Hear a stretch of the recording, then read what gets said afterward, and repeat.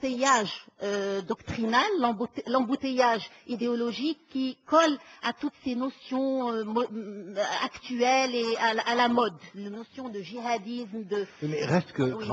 quand même, cette notion, elle est là. C'est une Elle réalité. est mise en C'est une avant réalité, par des d'accord. acteurs qui se définissent comme tels. Donc j'ai eu dans un texte, vous citiez un hadith qui dit les extrémistes sont perdus. Donc pour vous, au fond, les djihadistes, c'est des gens qui sont égarés dans la violence? Non, je ne veux pas apporter d'étiquette, et surtout pas ici. Ce que je voudrais, c'est qu'on comprenne, pour avancer dans le dialogue. Je pense que la cécité est accompagnée aussi d'un dialogue de sourds, et pour dépasser le dialogue de sourds, il faut comprendre ce djihadisme dans ce contexte méditerranéen. Revenons un petit peu au contexte méditerranéen, et mettons en avant le dialogue c'est ça le plus important, c'est qu'on s'entende. Le djihadisme est un phénomène, certes, qui trouve des références dans l'islam, et vous avez parlé de la théorie, vous avez lu un texte qui m'a horripilé autant que vous, même si je suis je suis taxé d'islamiste, assumons, mais comprenons ce que ça veut dire. C'est une réponse, mais parfaite. Le texte que vous citez, c'est une théorie qui a été établie par Ayman Assouri en 2005, et c'est une théorie qui répond, mais du tac au tac, du mot par mot, à la théorie qui a été établie par un stratège américain qui s'appelle Lind et qu'il a écrit en 1995, où il parlait de la guerre de la 4e génération. Donc moi, Thierry, je voulais juste qu'on mette le djihadisme dans un contexte d'affrontement nord-sud et non pas d'islam-occident, ce que je cherche à faire, et à me démarquer aussi du djihadisme. Politique. Oui, parce que le même Al-Souri écrit quelque chose qui va, j'imagine, vous faire réagir. Le terrorisme est une obligation religieuse et l'assassinat est une tradition du prophète. Écoutez, ils ont dit aussi que j'étais apostat pour la simple raison que j'ai ouvert la bouche et que je suis une femme, que je n'ai pas le droit de parler. Donc non, ce qu'on devrait dire, c'est que dans le monde musulman, il y a une dynamique qui s'est amorcée et qui va du radicalisme pour cause d'affrontements civilisationnels voulus et désirés par une volonté impérialiste et qu'il y a aussi des gens qui sont pour la réforme, qui sont morts pour leurs idées. Je pense à Taha du Soudan, parce que c'est des gens qui voulaient rapprocher les thèses et qui parlent aussi du prophète. Et je pourrais vous parler aussi, vous citer des hadiths qui vont à l'encontre complètement de ce que ce djihadisme prône.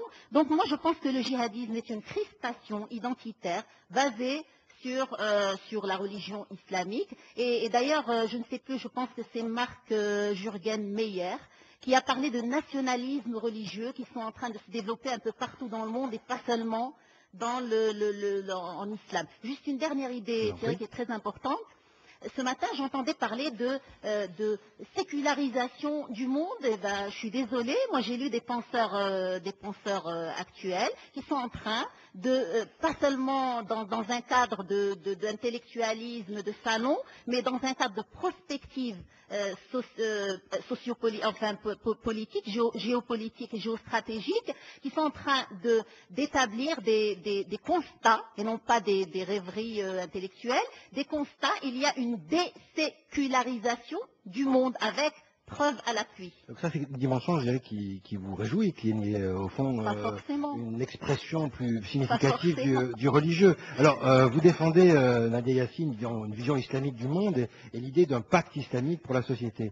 Alors, cette question du pacte islamique pour la société, aujourd'hui, dans le contexte et de votre pays et, je dirais, européen ou international, fait question. Par exemple, dans une vision de pacte islamique, quelle est la place pour ceux qui ne sont pas musulmans? Est-ce qu'il s'agit de retourner aux catégories qui justement ont organisé la société musulmane, c'est-à-dire ceux qui ne sont pas musulmans sont dans une configuration de ce qu'on appelle des zimmis, ou est-ce qu'ils peuvent être citoyens, par exemple? D'accord, là vous m'obligez à slalomer un petit peu entre mon statut de lumpen intellectuelle et de militante, concernée par une réalité typiquement marocaine. Vous parlez... Non, pas simplement marocaine, hein, mais c'est une... Oui, on parle beaucoup de contrats islamiques, etc., de contrats c'est un thème qui a été développé par Rassan Salama, entre autres, dans Démocratie sans démocrate. Le pacte islamique, c'est une notion que j'ai vue sur votre site. Oui, tout à fait. Donc il faut la situer. Il faut toujours situer. Et je pense que les concepts aussi, on a intérêt à les situer dans le sens saussurien du thème. du terme, parce qu'il faut toujours questionner qui est signifié, qui est le signifiant, quel est le contexte situationnel. Donc le pacte islamique, il a été, c'est vrai, défendu par le mouvement que je représente, et mon père est le théoricien, le fondateur. Il a 30 écrits, nous existons depuis 30 ans, et personne n'a beaucoup, enfin personne, si, les gens qui sont intéressés au champ islamique, mais l'opinion publique ne nous connaît pas pour la simple raison que nous ne posons pas de bombes et que nous sommes pour la non-violence et que nous existons depuis 30 ans. Donc ce pacte islamique, c'est une proposition qui a été faite dans le cadre de propositions concrètes que le mouvement a présentées pour la société marocaine afin de nous sortir de la crise et afin de trouver une transition démocratique. Et pour nous, l'islam est un ciment qui est une chance pour le Maroc, étant donné que nous n'avons pas de minorité religieuse, du moins elles ne se revendiquent pas comme telles. C'est vrai qu'il y a... Alors elles ne sont plus là, parce qu'elles sont parties. Oui, elles sont parties en Israël. Et oui, c'est vrai, moi personnellement, parce que c'est vrai, il faut aussi donner des visages à nos débats.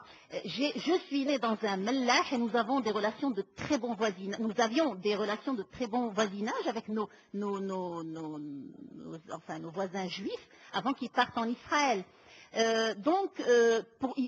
Pour nous, ce pacte islamique, c'est une chance pour le Maroc afin de trouver un dénominateur commun politique pour passer une transition démocratique qui soit faite dans la non-violence. Ça, je vous ai bien entendu sur la réalité marocaine. Je voudrais revenir à cette question. Donc, qu'en est-il de la situation dans le cadre d'un pacte islamique pour le Maroc ou pour d'autres, qui quand même fait question pour ceux qui ne sont pas musulmans? Quelle est leur place dans ce pacte islamique?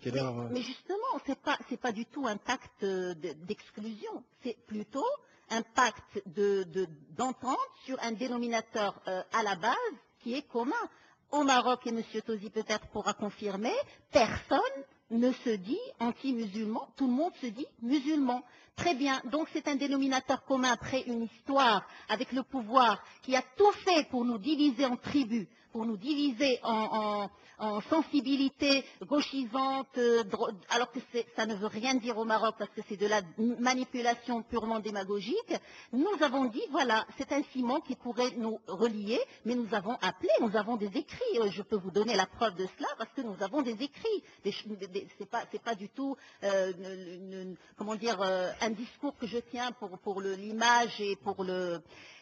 Oui, on dit souvent que le discours qui est tenu en français n'est pas le même que celui qui est tenu en arabe. L'histoire du double discours qu'on colle à Tariq Ramadan et aux autres. Mais permettez-moi de l'éclaircir parce que c'est très important, sinon ça va rester en suspens et ça va créer encore plus de mésententes.